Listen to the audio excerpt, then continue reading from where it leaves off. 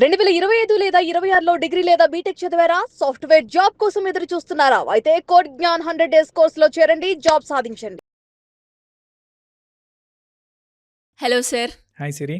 Sir, present situation చూస్తే ఎక్కడైనా కూడా నెక్స్ట్ టాటా సన్స్ చైర్మన్ ఎవరు అనేది ఒక పెద్ద క్వశ్చన్ అయితే, ఆ చైర్మన్ని డిసైడింగ్ చేసే టాటా ట్రస్ట్, అసలు ఈ ట్రస్ట్ అంటే ఏంటి, వాళ్ళకున్న రోల్స్ అండ్ రెస్పాన్సిబిలిటీస్ ఏంటి సార్? అవును సరి, నువ్వు అన్నట్టు ఇది మన దేశవ్యాప్త సమస్య కూర్చున్నట్టుంది. ఎందుకంటే ఆ రోజు చైర్మన్ గారు చంద్రశేఖర్ గారు రిజైన్ చేసిన రోజు 66,000 కోట్ల మార్కెట్ క్యాపిటలైజేషన్ టాటా గ్రూప్స్ నుంచి వెళ్ళిపోయింది. సో మెయిన్ ఈ ఎక్కడ డిస్ప్యూట్ ఉంది అనే విషయానికి వస్తే, టాటా సన్స్లో టాటా ట్రస్ట్లు 66% షేర్ హోల్డింగ్ని కలిగి ఉన్నాయి. ఓకే. సో టాటా ట్రస్ట్లు అనేవి ఫిలాంథ్రఫిక్ కాజ్ కోసము పెట్టారు. దానిలో వాటికి ఆస్తులు అనేవి షేర్లు ఫామ్లో ఇచ్చారు. ఆ షేర్లన్నీ టాటా సన్స్ షేర్లు. దట్టు 66% ఓటింగ్ పవరు ఆ ట్రస్ట్ల దగ్గర ఉంది. ట్రస్ట్లు ఎలా ఉంటాయి అని అంటే, పబ్లిక్ ప్రైవేట్ అని 2 రకాలు ఉంటాయి. ఇది టాటా సన్స్ అనేది వాళ్ళ ఓనర్ వచ్చేసి, ప్రిడామినెంట్ షేర్ హోల్డర్ 66% వచ్చేసి టాటా ట్రస్టీసు. టాటా ట్రస్ట్లు that is governed by trustees. So Tata ట్రస్ట్లకి ఒక ట్రస్టీస్ ఉంటారు, ఒక బోర్డు. ఆ ట్రస్టీస్ నామినేట్ చేసిన వాళ్ళు ఈ టాటా సన్స్ బోర్డు మీదకి వచ్చేసి వ్యవహారాలు చేస్తుంటారు. సో మేజర్గా అక్కడ చంద్రశేఖర్ గారు రిజిగ్నేషన్కి కారణమైంది ఈ టాటా ట్రస్టీస్తో ఉన్న డిఫరెన్స్ ఆఫ్ ఒపీనియన్ వల్ల ఈ టాటా సన్స్ ఏజిఎం ఆగిపోయింది, డిఫర్ అయింది. ఎట్లా అనంటే, వాళ్ళు టాటా సన్స్లో ఒక 3 కాన్స్టిట్యూషన్ రిలేటెడ్లా ఉంటాయి, అంటే ఆర్టికల్స్ ఆఫ్ అసోసియేషన్ అంటాము. ఫస్ట్ కంపల్సరీగా టాటా ట్రస్టీస్ నుంచి ఆ ట్రస్ట్లో వాళ్ళ ట్రస్టీసు నామినేటెడ్ ఎవరైతే, వాళ్ళు ఒకరినో ఇద్దరినో నామినేట్ చేస్తారు, వాళ్ళు ఈ బోర్డు సమావేశానికి రాకుండా బోర్డు సమావేశం జరగడానికి వీల్లేదు. మెయిన్ 2, వాళ్ళకి ఆ వీటో పవర్ ఉంటుంది. అంటే అసలు టాటా సన్స్లో బోర్డ్ ఆఫ్ డైరెక్టర్స్లో ఎవరు ఉండాలి అనే డిసైడ్ చేసేది కూడాను టాటా ట్రస్ట్లు వాళ్ళ ట్రస్టీసే. Okay. Okay. So trustees governed by trustee. So ఈ ట్రస్టీస్ ఫస్ట్ టాటా ట్రస్ట్లు వచ్చేసి, మా ట్రస్టీస్ వీళ్ళు బోర్డు మీదకి, అంటే టాటా సన్స్ బోర్డు మీదకి అని చెప్పిస్తే, వీళ్ళు ఈ ట్రస్టీస్ వెళ్ళి టాటా సన్స్ బోర్డులో కూర్చోవాలి. అట్లాగే వాళ్ళకి వీటో పవర్స్ ఇచ్చారు. అంటే బోర్డు అనగానే మెజారిటీ ఒపీనియన్ అంటాం, కానీ మెజారిటీ బోర్డు ఒపీనియన్ లేకుండా వీటో పవర్ ఇచ్చారు. సో వాళ్ళు నో చెప్తే నో, మెజారిటీ ఒపీనియన్ కాదు. వాళ్ళు ఎస్ అయితే ఎస్, ఎస్ అయితే ఎస్, నో అయితే నో. అట్లాగే ఈ మహారాష్ట్ర గవర్నమెంట్ ఇది పబ్లిక్ ట్రస్ట్ కాబట్టి వాళ్ళ నామినీని కూడాను టాటా ట్రస్ట్స్ వాళ్ళ మీటింగ్కి సంబంధించి పంపించాల్సి వస్తుంది. వాళ్ళు ఎందుకో డిఫర్ చేశారు. దానివల్ల టాటా సన్స్ ఏజిఎం డిఫర్ అవ్వటము. సో చైర్మన్ ఎవరు అనే దానికి సంబంధించి మీటింగ్ పోస్ట్పోన్ అవ్వటం జరిగింది. ముఖ్యంగా వాళ్ళు మేజారిటీ ఒపీనియన్ చూస్తే, present existing board of directors తోటి టాటా ట్రస్టీలు వాళ్ళు కాన్ఫ్లిక్ట్ ఆఫ్ ఒపీనియన్తో ఉన్నారు. ఈ ఎయిర్పోర్ట్లో విపరీతమైన లాస్ వస్తుంది. ఎయిర్ ఇండియా కొన్నారు, దాదాపు 30,000 కోట్లు లాస్లో నడుస్తుంది. రెండోది సెమీ కండక్టర్స్లోకి వెళ్తున్నారు, ఇంకా వేరు రకాల బిజినెస్లు. దానికి సంబంధించి మీరు సెల్ఫ్ సస్టైన్డ్ మోడల్ తీసుకోవాలి తప్ప క్యాపిటల్ అనేది ఇక్కడి నుంచి బౌన్ చేయొద్దు అని ఒకటి. అట్లాగే టాటా క్యాపిటల్ని లిస్ట్ చేసే ఉద్దేశంలో కూడాను వాళ్ళకి కాన్ఫ్లిక్ట్ ఆఫ్ ఒపీనియన్ ఉండటము. అలాగే నెక్స్ట్ రోల్స్ అండ్ రెస్పాన్సిబిలిటీస్ ఎవరెంత చూస్తారనే ఒక ఒపీనియన్ డిఫరెన్స్ ఉండటం వల్ల కొంచెం నెగటివిటీ ఏర్పడినట్టుంది బోర్డ్ ఆఫ్ డైరెక్టర్స్లో. అందుకే చంద్రశేఖర్ గారికి వాళ్ళు రెన్యూ చేయలేదు, ఆ ఒపీనియన్ డిఫర్ చేశారు. ఆయనకి ముఖ్యంగా నోవల్ టాటా తోటి కాన్ఫ్లిక్ట్ ఆఫ్ ఒపీనియన్స్ ఉన్నట్టు మీడియా వార్తలు చదివాం మనము. So Noel Tata is the very key person in టాటా ట్రస్ట్లో. Okay. Okay. As a trustee.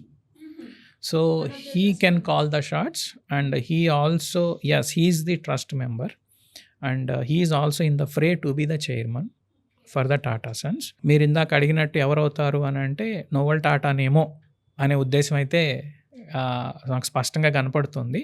కాకపోతే Tata Sons board of directors roles and responsibilities అనేవి చాలా ట్రాన్స్పరెంట్గా కంపెనీస్ యాక్ట్, ఎథిక్స్, గవర్నెన్స్ని దృష్టిలో పెట్టుకొని నడుస్తుంది కాబట్టి డెసిషన్ అవుట్కమ్ అనేది మెజారిటీ అనానిమస్ ఒపీనియనే ఉండొచ్చు అని అనుకుంటున్నాను.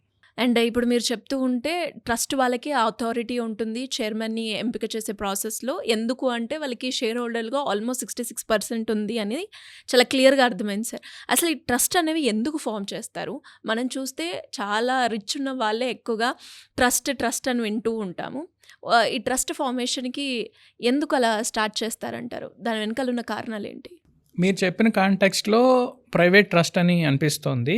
అవును, ప్రైవేట్ ట్రస్ట్లు ఫ్యామిలీ వెల్త్ మేనేజ్మెంట్కి, ఫ్యామిలీ సక్సెషన్కి, లెగసీ కోసము చాలా చక్కగా ఉపయోగపడే ఒక సాధనం.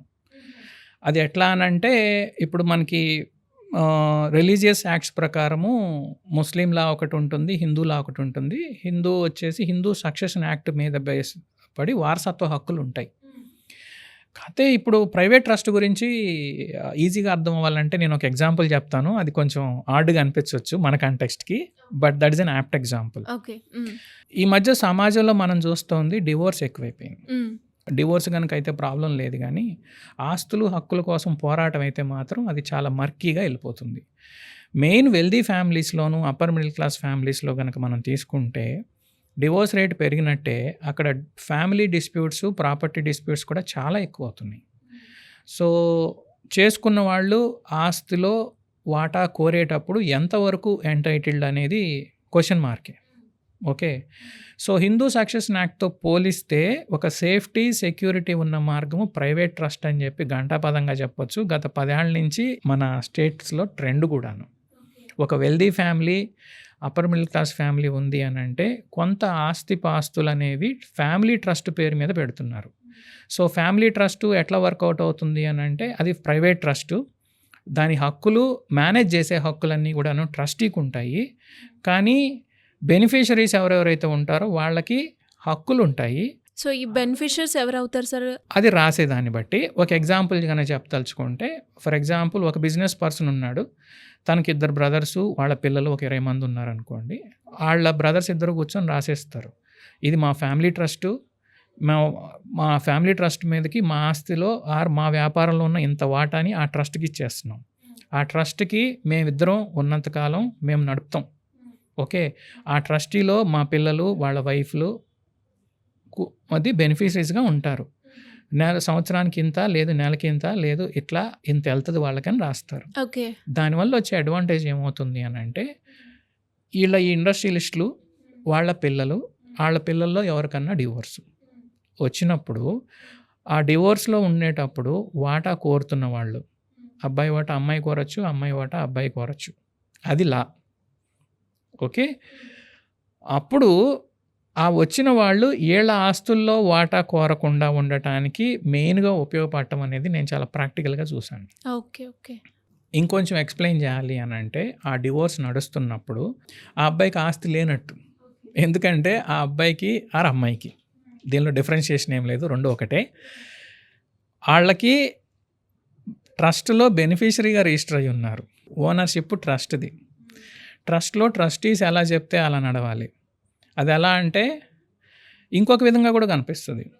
ఆ ట్రస్ట్లో భాగమైన ఒక మెంబరు బిజినెస్లు చేసి నష్టపోయి, బిజినెస్ అంటే ఎప్పుడూ ఒకలాగే ఉండదు కదా, బాలేని రోజు అంటూ ఉంటుంది కదా, నష్టపోయి ఏదన్నా ఇబ్బంది అయితే మళ్ళీ మన సక్సెషన్ యాక్ట్లో ఏమవుతుంది అని అంటే ఆ అబ్బాయికి ఉన్న ఆస్తిపాస్తులు, పర్సనల్ లైబిలిటీ ఇట్లా అప్ టు ఫాదర్ ఇలా వస్తుంది. ట్రస్ట్లో ఏంటి అని అంటే ఆగిపోతుంది. దాన్ని ఐసోలేషన్ అనమాట, ఇన్సులేషన్ చేసేస్తున్నాం. ఆస్తులకి, హక్కులకి ఒకటి డివోర్స్ సెటిల్మెంట్ అప్పుడు పనికొస్తుంది. అట్లాగే బిజినెస్లో ఆ వ్యక్తి చేసిన బిజినెస్ డివిజన్ కనుక ఇబ్బంది పడితే ఆ వ్యక్తితోనే రెస్పాన్సిబిలిటీ ఆగిపోయి ఫ్యామిలీ ఆస్తులు మొత్తం మీదకి రాకుండా ఉండటానికి ఉపయోగపడుతుంది. ఓకే. ఓకే. సో ఇది హక్కుల్ని, ఆస్తుల్ని, అలాగే బాధ్యతల్ని క్లియర్గా డిఫైన్ చేసుకోవడం కోసం ఈ ట్రస్ట్ అనేది ఒక ఎక్సలెంట్ ఇన్స్ట్రుమెంట్గా చెప్పుకోవచ్చు. అండ్ ఇది ప్రభుత్వం తరపు నుంచి మనకి ఓకే అనా సార్? మనకి trust tax, Indian trust tax అని ఒకటి ఉంది. అది ఎప్పటి నుంచో ఉంది. It is even before 1850s before నుంచి కూడా ఉన్నాయి ట్రస్ట్ యాక్ట్లు అనేవి. కేవలం ఈ మధ్య దాన్ని వాడుకోవటం మొదలుపెట్టారు. అండ్ ఇది ఎవరైనా కూడా ఫ్యామిలీ ట్రస్ట్ అంటూ క్రియేట్ చేసుకోవచ్చా? ఖచ్చితంగా క్రియేట్ చేసుకోవచ్చు. ఓన్లీ చూసుకోవాల్సి ఉంది అంత అవసరం ఉందా లేదా. ఒకటి ట్యాక్స్ ప్రకారం చూస్తే 30% అబోవ్, అంటే మ్యాక్సిమం స్లాబ్ నుంచే స్టార్ట్ అవుద్ది కాబట్టి మ్యాక్సిమం స్లాబ్‌లో ఉన్న వాళ్ళందరికీ ఇంకా టాక్స్ అడ్వాంటేజా, డిసడ్వాంటేజ్ గురించి అసలు ఆలోచించకుండా ముందుకెళ్ళొచ్చు. 2 చెయ్యాలా లేదా అనేది వాళ్ళ వ్యక్తుల యొక్క చాయిస్. మేజర్‌గా ఉపయోగపడుతుంది. ఒకటి, ఆ ఫ్యామిలీ మెంబర్ వాళ్ళ బిజినెస్‌కి ప్రాబ్లమ్ వచ్చినప్పుడు ఫ్యామిలీ మొత్తం ఇబ్బంది పడకుండాను, అట్లాగే అక్కడ ఎవరికన్నా ఫ్యామిలీలో డిస్టర్బెన్స్ వల్ల అవతల వాళ్ళ ఏదన్నా హక్కులు గనక కోరుతా ఉంటే ఆ హక్కుల్ని రిస్ట్రిక్ట్ చేస్తారు. ఎందుకనంటే పిల్లోడికే హక్కు లేనిది వాళ్ళ డివోర్స్ సెటిల్మెంట్లు వాళ్ళు ఇవ్వలేరు కదా! అలా హక్కు లేకుండా చేస్తున్నారు. అది it's a personal choice. So ఈ మధ్య చూసింది ఇవి కూడా మాట్లాడుకుంటున్నారు. యెస్. ఆస్తులు ఎక్కడున్నాయి? ట్రస్ట్‌లో ఉన్నాయా? పిల్లల పేరు మీద ఉన్నాయా అనేసి. సో ఇది ప్రస్తుత పరిస్థితి. Anyways thank you sir. Thank you so much. Thank you Siri.